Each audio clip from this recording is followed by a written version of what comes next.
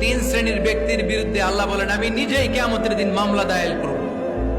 I will be against them in the day of judgment. Three categories of people I will be against them in the day of judgment. তিন শ্রেণীর লোক কিয়ামতের দিন তারা ছাড় পাবে না। আল্লাহ বলেন আমি নিজেই তাদের বিরুদ্ধে মামলা দায়ের করব। এর মধ্যে এক শ্রেণীর লোক হচ্ছে রাজুলুন ইস্তাআজারা আজিরান ফাস্তাউফা মিনহু ওয়া লাম ইউতি আজরা।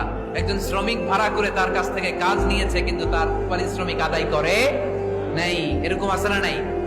দাপট দেখায় ইউনিভার্সিটির ক্যান্টিন গুলোতে, ইউনিভার্সিটির ক্যান্টিনে যে খায় মাগার বিল দেয় না, এরকম টাকায় দাসরা নাই। চায়ের দোকানে চা খায় আগে পরে দিমু, বিল দেয় না, আছে না নাই? দোকানে যে পণ্য কিনে বিল দেয় না, পরে দিমু, আছে না নাই? কিয়ামতের দিন আল্লাহ তোরে মাস্তানি ছুটাবে, চিল্লা এখন ঠিক কিনা? আনা খাসমুহুম, আমি নিজেই তাদের বিরুদ্ধে মামলা দায়ের করব। কথাটা কার?